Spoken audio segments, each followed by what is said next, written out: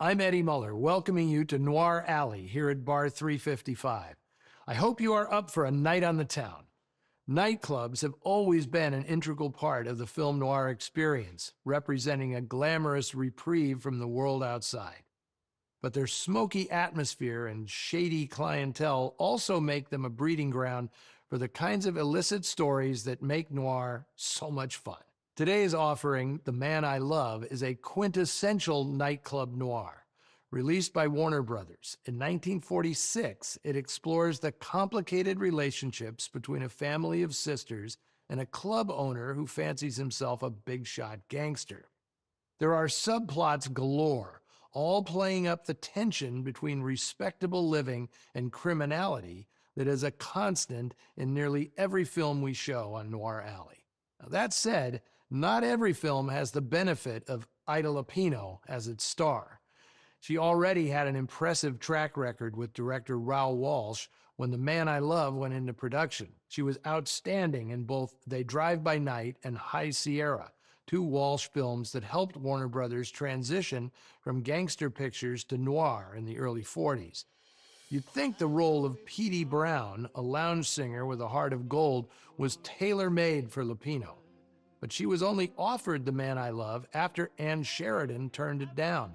Warner Brothers originally intended it as an A picture with Sheridan and Humphrey Bogart, both of whom had starred alongside Lupino in They Drive by Night. The studio shelled out $25,000 for the rights to Night Shift, the source novel by Marita Wolf, and announced plans to shoot it as early as 1942.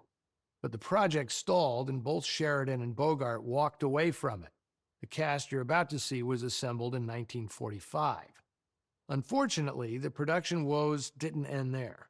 Lupino's talent for picking good scripts was second only to her work ethic, but by the mid-40s, she had stretched herself thin. She was coming off a 4-week tour of entertaining the troops when filming began on this picture. She was also dealing with the lingering effects of a strained stomach muscle. The actress's endless workload culminated with her fainting during a scene with co-star Robert Alda. She had to be cut out of her skin-tight evening gown and rushed to the hospital, where she was diagnosed with exhaustion. The incident caused The Man I Love to go over schedule by 19 days and over budget by $100,000. That's almost $2 million today. It's a credit to Lupino's professionalism that her condition didn't hinder her performance at all. She's as radiant and captivating as ever. In fact, this is the peak of the glamorous movie star phase of her remarkable career.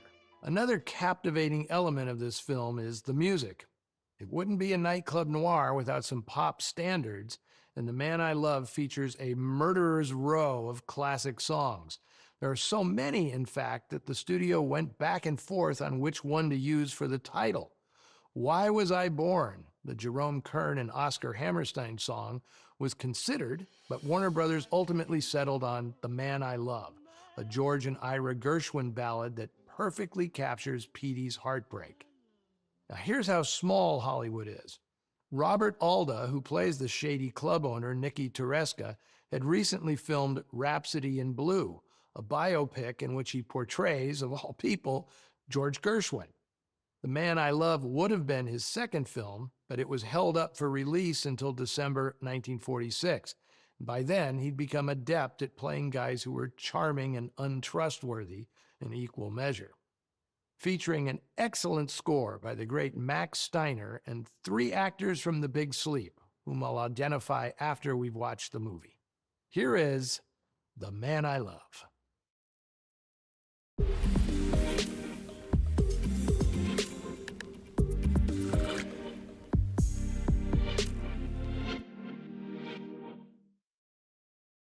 So, did you spot them? There are 3 actors in The Man I Love who played even bigger roles in The Big Sleep.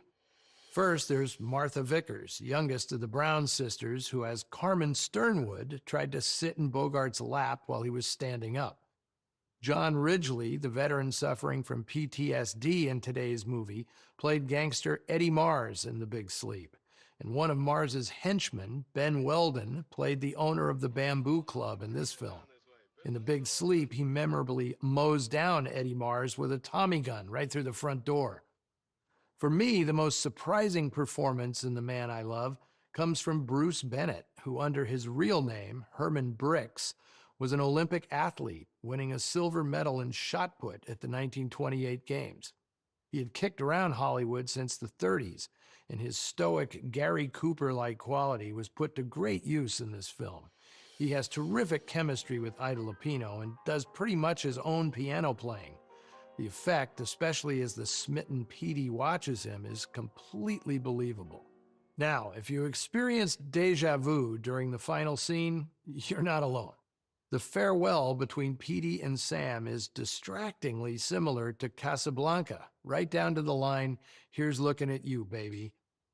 Well, we all might think this was a remnant of the version that would have starred Humphrey Bogart, but it was actually a side effect of the script being constantly rewritten. The Hays Code took advantage of the film's production delays to insist The Man I Love be reworked to downplay the low moral tone of the source material. The rampant infidelity of Gloria, played by Dolores Moran, needed a lot of softening.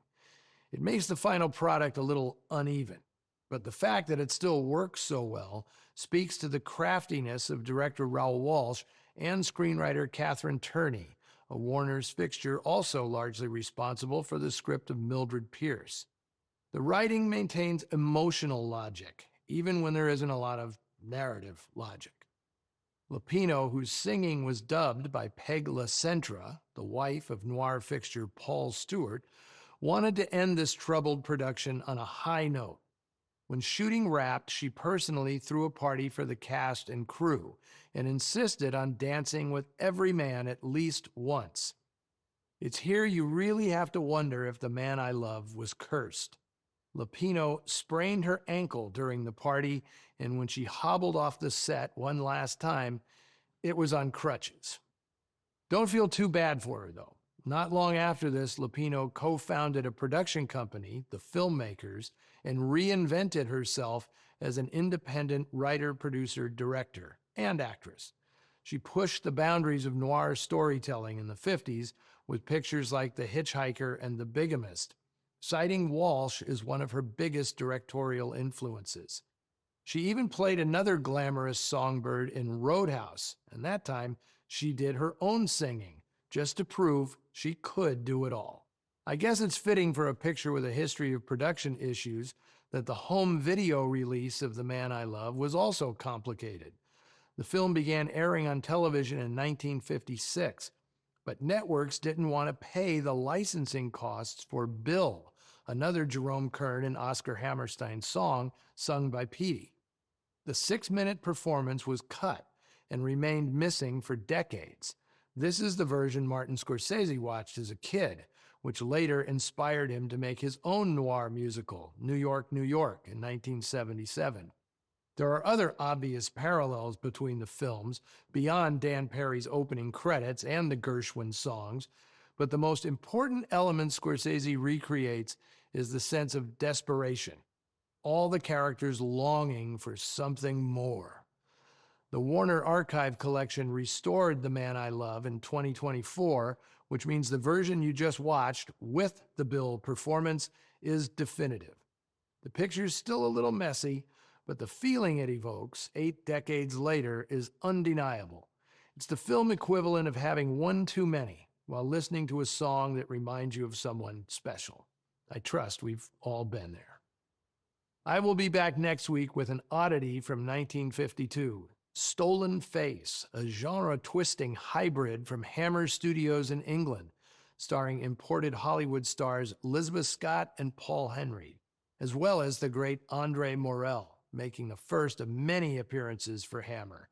You'll remember his performance as Colonel Gore Hepburn in my Noir Alley Christmas screening of Cash on Demand. I'll see you back here in 7 for that one.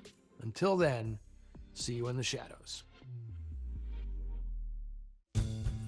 Next on TCM, Love Story. Then, Judge Hardy and Son. And later, the courtship of Eddie's father. TCM plays Matchmaker today.